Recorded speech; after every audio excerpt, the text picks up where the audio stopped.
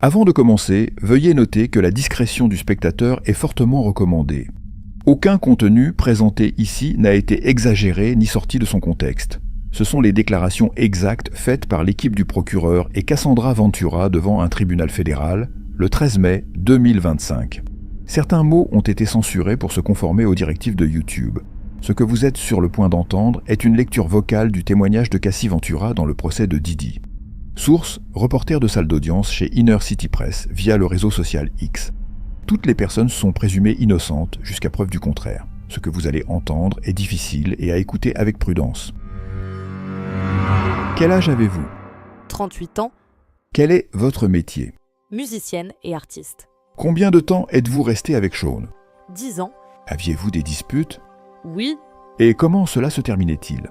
il me traînait. Quoi d'autre faisait-il ? Il me frappait à la tête si j'étais au sol. À quelle fréquence cela arrivait-il ? Trop fréquemment, j'avais des yeux au beurre noir et Laissez-moi vous montrer une vidéo. Où cela se passe-t-il ? à l'Intercontinental de Los Angeles. C'était après un freak-off. Qu'est-ce qu'un freak-off ? C'est l'embauche d'un escorte et la mise en place d'une session Comment vous êtes-vous senti la première fois qu'il vous a demandé cela ? confuse, nerveuse. Je voulais lui faire plaisir. Avez-vous accepté dès la première proposition ? Oui, puis il y en a eu d'autres. Ce n'était pas quelque chose que je voulais faire, du moins pas aussi souvent. Je ne savais pas ce que non pouvait entraîner. Que voulez-vous dire ? Le mettre en colère. Que craignez-vous qu'il fasse si vous disiez non ? Qu'il avait des éléments compromettants, Qu'avez-vous remis au gouvernement ? des ordinateurs portables. J'ai remis le disque GXB. Le reconnaissez-vous ? Oui, j'ai examiné ce disque. Il contient des communications et des documents concernant Monsieur Combs. Avez-vous revu les photos qui y figurent ? Oui, Qu'est-ce que cette photo ? moi, en 2004, avec une amie. Quand avez-vous signé chez Bad Boy Records ? En 2006, c'était un contrat de 10 albums. Avez-vous sorti des albums après la fin de 2006 ? Non, Qui est sur cette photo ? Kim Porter, c'était l'ex de Sean, avant moi, et la mère de ses enfants. Où avez-vous fêté votre anniversaire sur cette photo ? À Las Vegas. Carrie Morgan était là aussi. Nous étions sur son balcon pour mes 21 ans, lors des MTV. Que s'est-il passé ensuite ? Sean m'a embrassée dans la salle de bain. Je suis retournée à mon hôtel. J'ai tout raconté à Carrie. Une fois de retour à New York ? Je lui rendais visite à l'hôtel Trump, à Columbus Circle. Son appartement était en rénovation. Que faisiez-vous pour votre carrière musicale ? J'essayais de trouver un concept. Sean décidait de tout. Quelle était la différence d'âge entre vous deux ? 17 ans. Comment vous sentiez-vous quand il vous invitait à l'hôtel ? Nerveuse, excitée. Je pensais qu'on allait parler musique. Il vous a introduite à quoi ? Je ne comprenais pas au début. Avez-vous rendu visite à Sean à Miami ? Oui, j'y suis allée avec Carrie Morgan et d'autres comme Dallas Austin. Que faisiez-vous ensemble ? Il m'a donné une pilule bleue sur un bateau, L'aviez-vous déjà prise avant ? une fois, sans le savoir. C'était dans une boisson énergisante. Comment vous êtes-vous senti quand vous l'avez prise avec Sean ? Je planais complètement. Qu'en avez-vous pensé ? Nous passions beaucoup de temps ensemble. Je pensais que nous étions monogames. Était-ce public ? Non, j'étais son artiste. Mais aussi avec sa famille, ses enfants. Qui était publiquement associé à lui ? Kim Porter. Comment vous traitait-il à cette époque ? On s'amusait, mais il avait un style de vie intense, des assistants, des voyages constants. Que montre cette photo ? Sean et moi dans un club de striptease à New York, vers 2007 ou 2008, Halloween. Comment ces humeurs variaient-elles ? D'un jour à l'autre, quand elle basculait, c'était de la colère ou un vide total, Quel impact cela avait-il sur vous ? énorme. La fois d'après, je recevais un coup au visage. Il y avait aussi de la violence psychologique. Il me disait de faire attention à mes paroles, de changer mon expression faciale. Comment gardait-il un œil sur vous ? Nous ne vivions pas très loin. Il envoyait la sécurité me chercher ou une assistante de confiance. Comme qui ? David James, Christina Kwam. Votre relation était-elle exclusive ? Non, je voyais d'autres hommes, lui aussi voyait d'autres femmes. Il disait « Je suis Puff Daddy ». J'étais folle de jalousie. Avez-vous déménagé à Los Angeles avec lui ? Oui, il voulait être proche de ses enfants qui y vivaient. Où viviez-vous à LA ? 875 Comstock Avenue. Combien d'étages faisait l'immeuble ? Pas plus de 17. Où vivait Sean ? 200 South Mapleton. Il utilisait une voiturette de golf pour aller d'un endroit à l'autre. Qui payait votre loyer à LA ? Sean, sauf quand j'avais une maison à Studio City. Pourquoi l'avez-vous payé vous-même dans ce cas ? Je pouvais me le permettre à ce moment-là. Et je voulais avoir un peu de contrôle. Cela a-t-il été accepté ? Oui, par Sean. Combien de chansons avez-vous écrites avec Sean? Des centaines. La plupart n'ont jamais été publiées. Certaines ont fuité sur Internet ou dans des mixtapes. Combien d'albums du contrat n'ont pas été sortis? 9. Avez-vous été payé pour ces albums non sortis? Non. Les freak-off étaient devenus un travail à plein temps. Il n'y avait plus de place pour autre chose que de les faire et de récupérer ensuite. Combien de temps de votre semaine prenaient les freak-off? Le plus long a duré 4 jours. Des périodes importantes. À ce moment, une pause a été annoncée dans la salle d'audience. Qui était votre manager chez Bad Boy Records? James Cruz, Qu'a-t-il dit? qu'il me gérait avec une main attachée dans le dos. Il devait tout valider avec Sean. Comment gagnez-vous de l'argent si vos disques n'étaient pas publiés?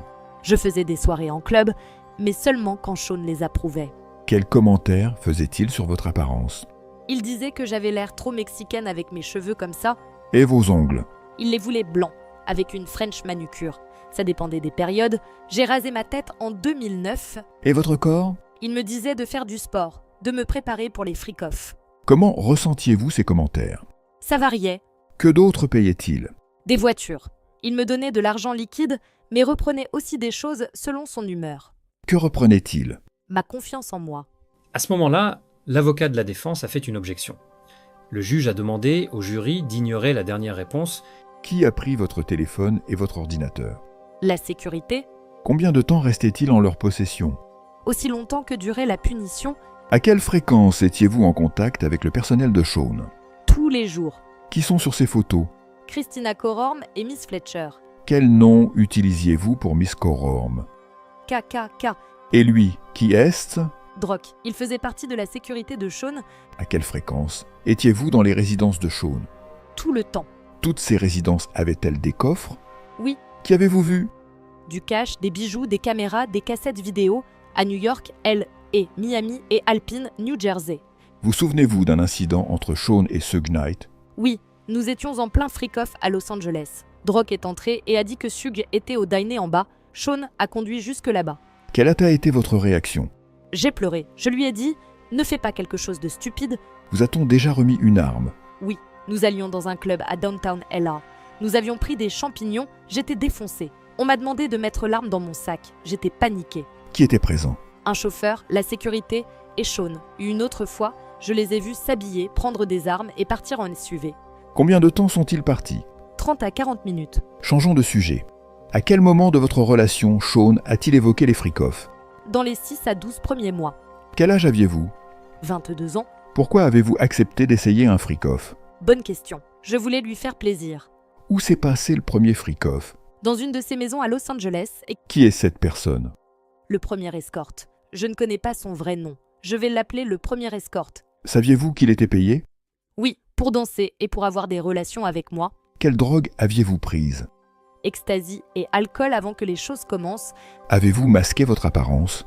Sean disait qu'on devait se déguiser. Je portais un masque de bal masqué. Combien de fois avec ce premier escorte? Au moins 2 fois. Comment vous sentiez-vous? J'étais défoncé, donc je ne sentais pas grand-chose, sauf de la saleté et de la confusion. Et le fait qu'il était content de moi. Pourquoi pensiez-vous ne pas pouvoir dire non? Je ne voulais pas le rendre en colère ou contrarié après qu'il m'ait montré cette part de lui-même. À quelle fréquence les freak-offs se produisaient-ils? Chaque semaine, pendant des années de suite, Quand a eu lieu le dernier? 2017 ou 2018, Dormiez-vous pendant ces freak-offs? jamais. Je prenais des drogues, de la cocaïne. Je restais éveillé tout le temps. Vous souvenez-vous de tous les freak-offs? Ce serait impossible. Vouliez-vous arrêter? Oui, j'étais humiliée. Je n'avais pas les mots à l'époque. Je ne pouvais en parler à personne. Lui avez-vous dit que vous ne vouliez plus? Oui, j'en parlais doucement. Je ne voulais pas qu'il le fasse avec quelqu'un d'autre. Étiez-vous capable de lui exprimer vos préoccupations? À ce moment, la défense a objecté. Le juge a demandé au procureur de reformuler. Pourquoi lui parliez-vous doucement? Je ne voulais pas qu'il se mette en colère. Qu'est-ce que cet email entre vous et Sean? Je l'appelais Pop. Pourquoi ce surnom? Il m'a demandé comment j'appelais mon grand-père. Je l'ai fait. Mais maintenant, je trouve ça irrespectueux. Qu'avez-vous écrit? J'ai écrit « J'ai vraiment besoin d'y ». Pourquoi avez-vous écrit cela? Parce que je voulais être avec lui. Le procureur lit les messages de Sean. Cassie lit les siens. Sean a écrit « Tu ne veux plus faire ça, je suis tellement prévisible. » Qu'en avez-vous pensé? Qu'il savait que je ne voulais plus faire les freak-off. Mais ensuite, j'ai changé d'avis. Pourquoi? Pour ne pas qu'il se fâche. Il pouvait être violent. Où achetiez-vous vos tenues? Pleasure Chest entre autres. Avez-vous eu des piercings? Sean était venu avec moi. Dans quelle maison faisiez-vous les freak-off? À Miami, New York et chez moi, sauf Studio City. Dans quelles autres villes? Atlanta, Iowa, Et quels hôtels à New York? Trump, Gramercy, Intercontinental sur la 44e rue, Ailleurs? Mandarin Oriental, Fontainebleau, Quel nom utilisiez-vous? Jackie Star et lui, Frank Black. Quels produits étaient utilisés pour les freak-off? Astroglide, huile pour bébé, préservatif. Qui apportait ces produits? La sécurité, les assistants de Sean. Quelle marque d'huile pour bébé? Johnson's. Comment l'utilisiez-vous? Sean disait « Tu dois briller ». Y a-t-il eu des freak-off où vous n'aviez plus d'huile? Objection de la défense pour pertinence. Le juge a autorisé la question suivante. Vous avez aussi mentionné Astroglide. Comment l'utilisiez-vous? Comme lubrifiant. Et si vous n'en aviez plus? On appelait le personnel ou la réception.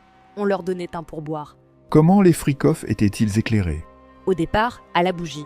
Une odeur forte, du Glade. Avez-vous utilisé la cire de bougie pour autre chose?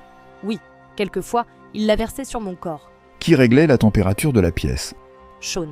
Deviez-vous participer à des freak-off pendant vos règles? Oui. Le vouliez-vous? Non. Vouliez-vous être huré dessus? Objection de la défense. Déjà posée et répondue. Objection rejetée. Non, je ne le voulais pas. Comment cela vous faisait-il sentir? C'était dégoûtant. C'était trop. J'étouffais. Personne ne pourrait croire que je voulais ça. Pourquoi étouffiez-vous? Trop de choses dans ma bouche. Qui d'autre vous a hurlé dessus? Sean. Le vouliez-vous? Je ne voulais que personne ne le fasse. À quelle fréquence cela arrivait-il? Assez souvent. Quel hôtel a facturé le plus de dommages?